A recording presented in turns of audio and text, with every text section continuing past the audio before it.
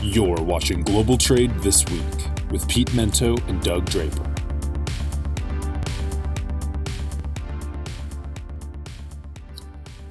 Hey, hello everybody. It's Global Trade This Week for July 19th, and I'm excited about this one because we got the band back together. It's only a duo, but we are back in action. And Pete, I was out last week. Pete was out the week before. Keenan did a phenomenal job. He had some great topics, but we're back in it. We're here for the end of the summer. And as always, my co-host, Pete Mento. Pete, how you doing? I'm good, Doug. Did you have a good vacation? I did. Nothing too fancy. Classic extended family trip to the lake. So Love it. Yeah, not. Did you? Not are you shabby. a tuber or a water skier, Doug? Water skier when I was younger. I just don't. We were talking about this beforehand. There's just no water in Colorado, so my abilities have waned quite a bit on things I can do behind a boat. So I would say neither right now. Yeah, I don't know at what point it happened, man, but for me, vacationing has lost its adventure luster. You know how when you were, at least when I was young, I had a desire to do as much as I possibly could during my time off. I felt like I needed to go. And now I want to stop. I really, when I'm off, I need to sleep and let my brain turn off, I guess. I don't know. Mm-hmm. Yeah. But I hope that you saw. Oh, sorry. Go ahead, Doug. No, I was about to say that happens when you become older, like us, right? Just That's kind true. of slow it down. Yeah. So. And speaking of that, I had a friend of mine comment that since I've lost weight and gotten grayer and older, when he watches the show, he says I look like a turtle. So I'd like to curse a lot right now in response to that, but I watched it and I think he's right. I am taking on a tortoise-like look. Oh, I would disagree 100%. Yeah. No tortoise on this end. So well, thanks, man. Yeah, Keenan did a great job. He, of course, found a way to bring up Bitcoin and cryptocurrencies just to get my blood boiling, which I saw coming a million miles away. We didn't get you going on drones though. Although we did decide that your nickname should be Drones Draper. I'm not gonna try to make that one stick. Unlike all of your great metaphors and lines that have been sticking, doing quite well. Last week I bought something Bopic, by the way. It was no Bopic, yes. Bopus. Bopus, yeah. Something Bopus last week. So your stuff is sticking, man. It's sticking. Good, nice. Well, did you feel good when you did the Bopus? I do feel good. I feel good because it's like e-commerce quicker, I suppose. But when I need something right now, which is generally office supplies or home repair related, I tend to, or car repair related, I tend to do Bopus. That's usually where it's going now. I think groceries will be next on that list. But being a fuddy-duddy, that's kind of how that goes, man. Yeah, I hear you. Yeah. All right. Well, turtles, vacations, and Bopus is not what our listeners wanted to hear today. Maybe in future shows, but today we got to get this party started. We got some great topics. So, Pete, I'll throw it over to you. You can kick us off. Yeah. So, for those of you who read the Journal of Commerce or get the email from our friends at Journal of Commerce, or you're on Twitter with the guys at JOC, there was a great article that came out, front page, top of their email today, about a proposed piece of legislation, bipartisan supported, to try to do something about the craziness that's going on right now with ocean forwarding. And whenever I hear that Congress or the Senate is getting engaged directly with something about international trade, my knee-jerk reaction is cynicism. It's sort of always been that way, where I just sort of knowingly smile to myself, Doug, and say, sure, you're going to fix it. I've worked with enough members of legislature and Congress now to generally expect, at best, mediocrity on anything that comes out of there. But instead, this time, I am going to try to push that cynicism down. And I'm going to tell you why. About 20 minutes ago or so, our good friends, the Journal of Commerce, put out a tweet. They got a copy of the proposed legislation. I don't know if you saw this yet. Did you see it? Okay. No. So, great thing about journalists, I don't question where they got their stuff. I'm just happy that they did. But they got a copy of the proposed legislation, the original copy, and then the marked out version. So originally, it's called redacted. Redacted, yes, the redacted version. Yep. So here's one of the original lines. Establish a non-discriminatory regulatory process for the common carriage of goods by water in foreign commerce in the United States with a minimum of government intervention and regulatory costs. They struck out the phrase with a minimum of government intervention and regulatory costs. In other words, we're going to intervene as a government now. So I was like, the first thing, they're like, no, we've had enough of this. We'd like to start getting involved. So that was the first change. Okay. Second, it used to say, provide an efficient and economic transportation system in the ocean commerce of the United States that is, insofar as possible, in harmony with and responsive to international shipping practices. They struck all that out. Here's the new language. Ensure an efficient, competitive, and economical transportation system in the ocean commerce of the United States. Ain't a whole lot of cooperation and harmony in there. I mean, this is almost like Make America Great Again stuff, man. I'm digging this. All right, hold on. We got just a couple more simple ones, and I promise I'll stop. I like this a little too much when I read it, in case you didn't know it. Okay. So this is what the old one said. Promote the growth and development of the United States exports through competitive and efficient ocean transportation and by placing a greater reliance on the marketplace. Completely redacted, totally taken out. Here's the new language. Support the growth and development of the United States exports. Mic drop. I mean, they've written this thing as if to say, America first. America first. I mean, does that sound like the cuddly Congress that we've gotten used to lately? It doesn't to me. It sounds like business is a little fed up. They got out the checkbooks, and they might have called their lobbyists. I don't know, Doug. What's it sound like to you, buddy? I don't know what to say. Whenever we talked about this a few minutes ago, and I just wrote 4 letters, D-U-M-B, dumb, because I don't get it. Yeah, I don't get it. You know, you can't legislate. I think Martin Luther King. You can't legislate morality. You can't cut to profitability. I just don't think throwing in this legislation is going to fix the problems that we've been talking about for the last year. You know, I don't get it. I mean, it's frustrating, and I laugh. I was chuckling, obviously, when you were saying all that redacted stuff. It's just, I don't know where it's going. I don't know what it's going to benefit. I don't know what the result is going to be, and I'm afraid it's going to be nothing. No result. Yeah. Is this like when I scream at the umpires at Red Sox games? Then I think if I yell at the TV loud enough, they'll reverse the call. Is that what this is like? Because, I mean, they're talking about changing demurrage and, changing detention. I mean, that's great, but I talked about asking Ante Utgard out on a date, and that never happened. So I don't think this is realistic, man. I mean, everyone's got the best of intentions here, and I love it. But I don't understand how there's really an enforcement mechanism that could make this worthwhile. So I love it. I think it's wonderful that everybody's so fired up, but I agree with you on this one, man. I just don't understand a way that all of this well-meaning frustration and passion ends up in realistic legislation. Yeah. Agreed. All right, man. Hit me, Doug. What you got? All right. So I was reading something the other day, and I got super excited because I figured it's going to solve one of the biggest trucking challenges that we have right now, which is the driver shortage. And it basically said that there has been more common carrier approvals the first half of 2021, or it's trending to be that way, than 2020. So the Federal Motor Carrier Safety Association, obviously you fill your forms out. If you and I want to start a trucking company, we check all the boxes, submit the forms, and then we get our operating authority. So in 2020, they had 59,000 of those submitted and approved. First 6 months of 2021, there's been 51,000.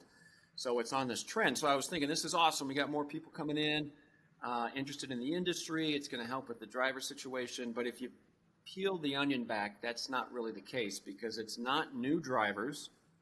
It's the same old drivers that are either fed up with working for the man, have either been let go from larger companies because of COVID, and most of the applications are for one or two trucks. So that means you and I are buddies. We just got canned or let go from our corporate gig, and we want to start up our own thing. So it's just realigning the workforce that's already there. It's not bringing in new blood. So it's not really fixing anything. It sounds good for a headline, and have a ton of respect for people that are going to go out on their own and give it a shot. So doesn't really solve the problem. The other thing I think is unique is that a lot of these guys, this is my personal opinion, right? So you work with these national companies that have the contracted rates versus the spot market. Right? Contracted rates are kind of what you'd want. You know, you're always going from Denver to St. Louis and St. Louis back, and it's steady, and you can have some stability in your life and your family. Well, to get quote unquote set up with some of those larger entities, you're not scratching a pen and jumping in. So I think that the time involved for those drivers to get reconnected to large multinational corporations that have the contracted routes that are beneficial is going to take a lot longer. So what that means is that these drivers are now going to be accessible in the spot market, which is more volatile. You don't know where you're going on a day-to-day basis if you're carrying a load. So I think there's going to be some volatility where the spot market may get some relief when you're just calling a guy for a one-off type of thing. And the contract rate may be more difficult to cover because the driver that was running that route is no longer employed with that national carrier. So it's going to be kind of weird. I don't think it's going to really solve anything. And to be frank with you, in the short term, like 6 to 9 months, I think it's going to create more problems. So there you go. What do you think? Wow, you got a lot for me to unpack there. The first, this idea of moving data from one bucket to another in order to paint a rosy picture. I mean, that's just the American way of statistics, my friend. That's as American as baseball, apple pie, your mom's hugs, and Chevrolet, man. That's just what we do here. It's frustrating, though. If you think about the reasons why it happened, it's also a little bit frustrating. I think there's something to do with the fact that there's so much money to be made right now and working independently. People are probably getting off on their own in order to take advantage of a opportunistic market. There could be some of that. You kind of stole my thunder, Doug, so I'm a little frustrated with you because I was going to say, then how do we fix it? Because one of my favorite dad lines is, well, then what are we going to do about it, Charlotte? Right? So, unfortunately, you gave me some of that there. I have so many disruption ideas, on how we get around this. How much of the tractor trailer shortage is cartage that could be done by smaller equipment?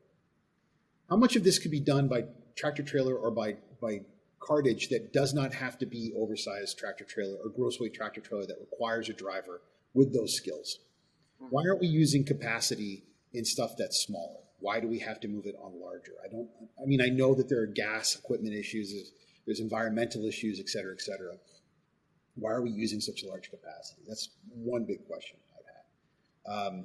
Why aren't there questions about maximizing weight on things? Are we always moving out full capacity trailers? How come there aren't environmental rules that go along with that as well? I don't really have better answers than that. I think the long-term question to this is going to be making being a driver simply more of an appealing job for people. It's not. Yeah, it's not, man. How many times do we have to talk about this? It is one of the least respected jobs in our industry. There are people that are sweeping up warehouses that get more respect than the people who are driving these tractor trailers. I had a friend of mine that I work with who sent me the article that you referenced about guys moving nuclear material that were making, between $40,000 and $70,000 a year. Yeah. People cut customs entries that make more than that their first year sitting in a chair. We have absolutely undergauged the marketplace for what we need to pay people that are moving this stuff. And until we make it a more satisfaction-driven, financially driven job for people. I just don't think it's going to get any better, Doug. And it's going to go to automation, and we're going to find ourselves having autonomous vehicles before we know it.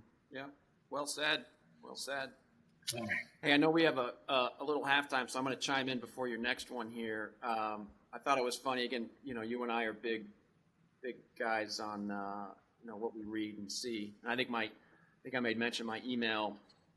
My inbox pops with about 25 different industry rags that pop up. But one that caught me over the weekend was that the Union Pacific Railroad is suspending all container traffic from the West Coast into Chicago because they're too congested.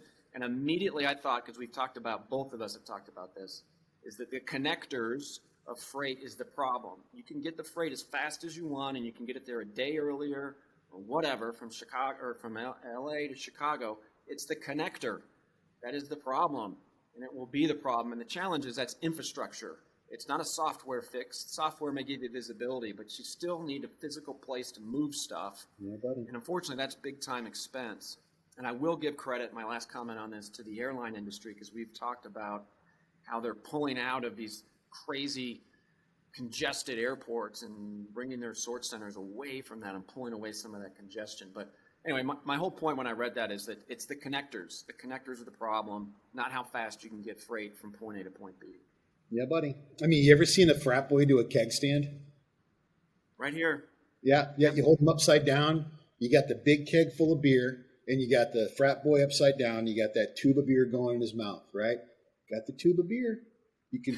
That guy wants to consume as much as he can, right? And you got that little line of beer. Sooner or later, Toby's going to throw up, baby, right? There's so much infrastructure, and right now, our economy is barfing all over the place, and we need to find some intelligent ways to add more infrastructure, to slow it down, to find ways to intelligently deal with it. It's just not happening, man. Yeah. For halftime today, something that I really wanted to point out. I think after watching Keenan these past couple of weeks, it makes a lot of sense for him to start his own weekly podcast where he talks about, the things that really matter, like beard maintenance, the right way to wash and condition long hair, how to put your hair up for business situations so that you can keep that luster and shine like he does. Also what sort of websites to peruse and to spend your time on, so you can get all the really, really good traffic and intelligent banter about all the conspiracy theories about Bitcoin, cryptocurrency, and living out in the woods. How to make your own kangaroo jerky for the coming apocalypse. Those sorts of things. Homemade granola recipes and hard kombucha. I think that's what I'm hoping Keenan can do. We'll just have to come up with a good name for it. That'll probably be my next idea. That's key. That is so funny. Yeah. Keenan, he had some good topics, man. He brought the house, and he did very well. I don't know about you, but I got a lot of compliments for Keenan. I'm not going to tell him that to his face, but a lot of people said he did quite well. Yeah, for sure. I didn't. I wasn't one of them. But both of our shows, a lot of people said he did quite well. Good deal. Yeah. All right, I'm choking up here. You got your second topic. Yeah, buddy. So for my second topic, if you are a reader of The Economist, or follow The Economist on LinkedIn or Twitter, they put up a picture yesterday that was, it's one of those things where when you see it, you're like, well, yeah, no kidding. But it was a photo that showed the globe of all nation states, blue being the United States, red being China, where in 2000 it showed all the countries in the world. And in 2000, they were blue where most of their trading was with the United States instead of China. And red where they were mostly with China instead of the United States. And then in 2020, of course, it was the opposite. So in 2020, the change, the absolute overwhelming change of how the world has shifted its commercial relationships from those being with the United States to those being with China, it really was eye-catching. And as I began to read this article and look deeper and deeper into it, it wasn't just that they're no longer buying manufactured goods, services, they're buying technology, they're buying medical equipment, they're purchasing practically everything. A big part of that is e-commerce. A large part of that has to do with the Belt and Road Initiative. But this article talked about how President Biden and his advisors are seeing the next 50 years as a watershed moment, where the United States is going to have to continue to put the pedal on the floor with regards to innovation and getting the rest of the world to begin to adopt America's new competitive advantage with regards to innovative technologies and marketing around the world and protecting them.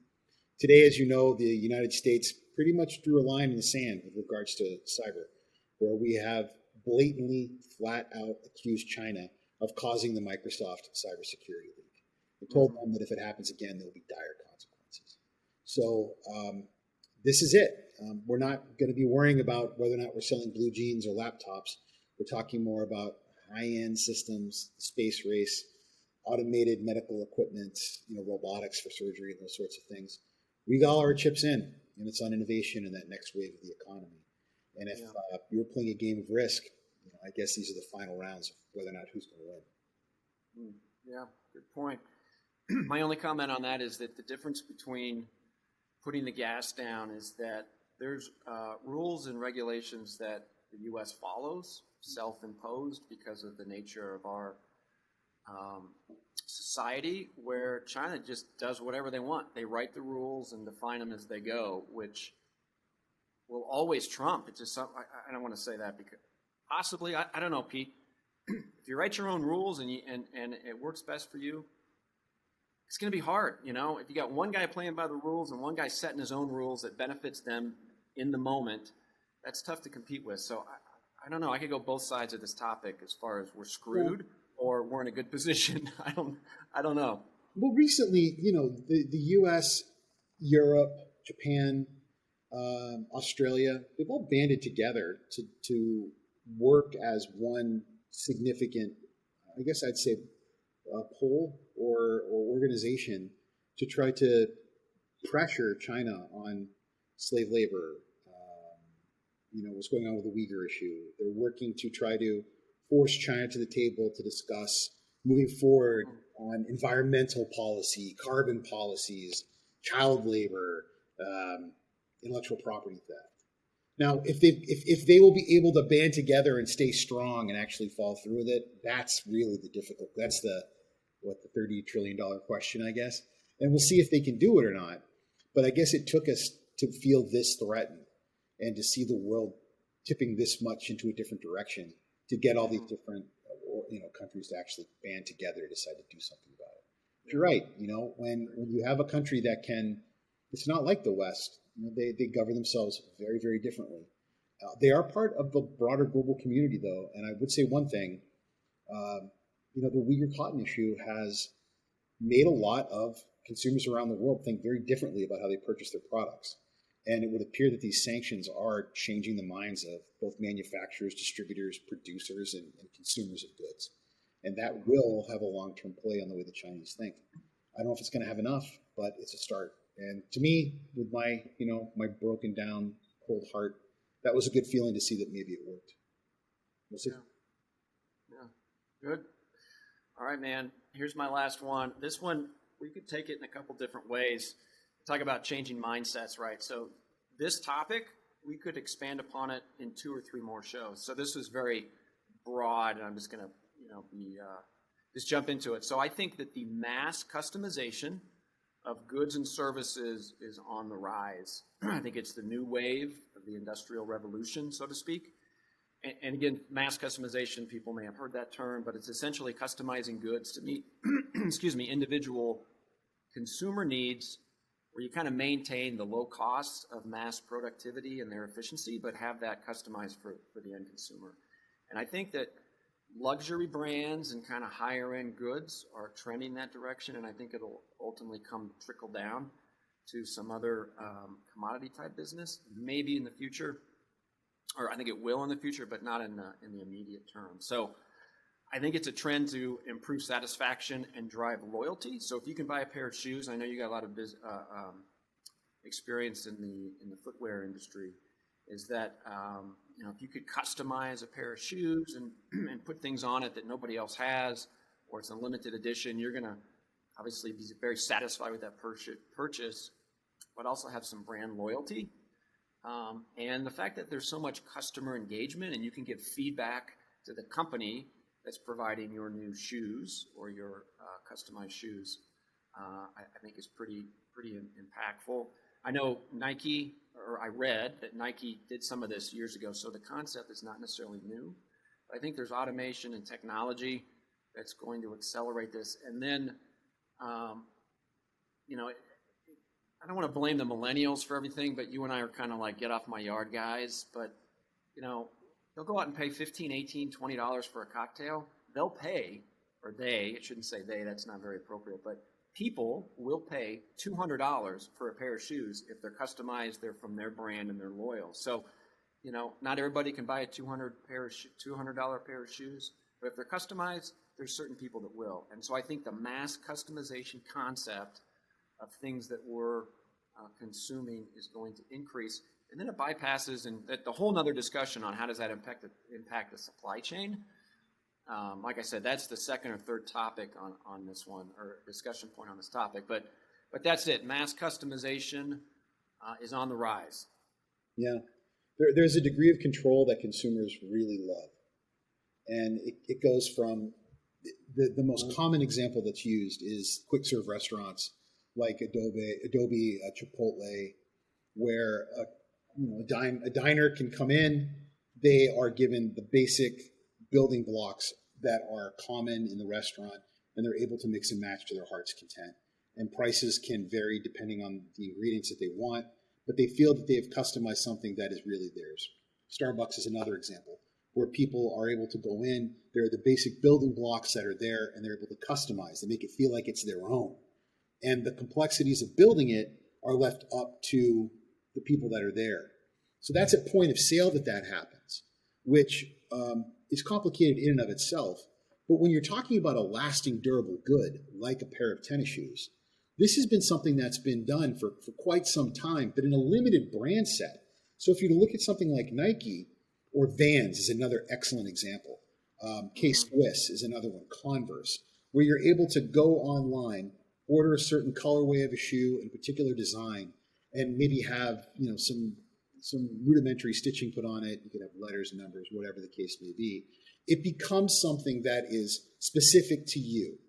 You feel that one particular pair of shoes, you have had something to do with it. It becomes very personal.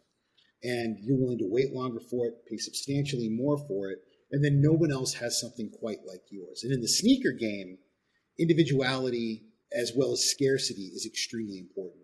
Where else can we see that? We can see that in handbags. We certainly see it in jewelry. And the list goes on and on and on.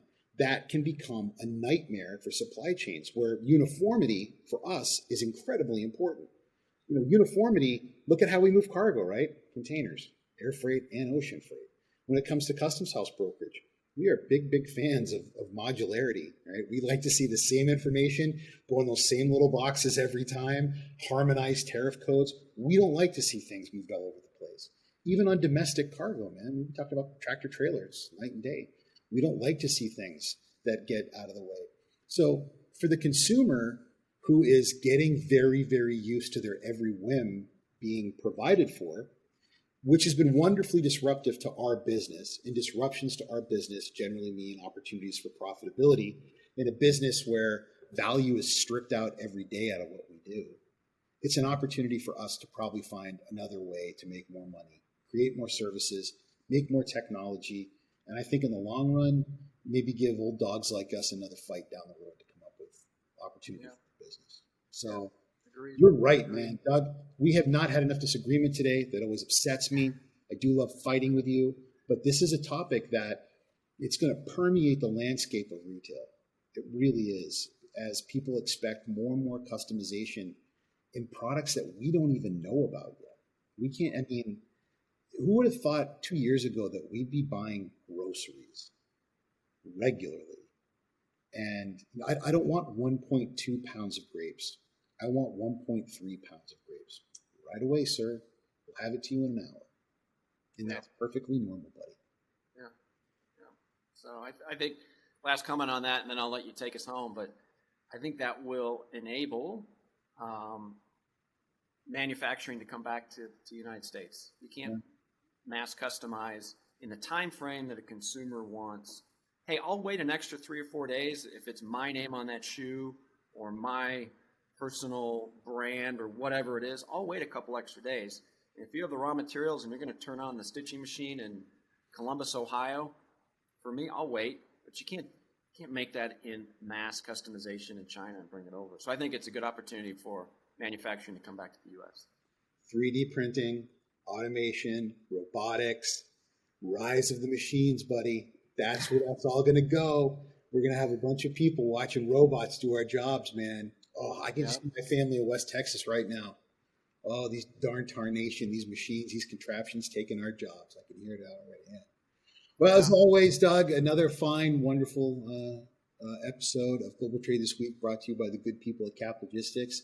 Thank you, Keenan, for filling in these last 2 weeks. You did a great job, and for playing with all the buttons and the dials and all the other madness. And thank you to my partner, Doug Draper, for coming back and not letting the mean, young, I guess he's a millennial, beat up on me with the Bitcoin topics. I really do appreciate that.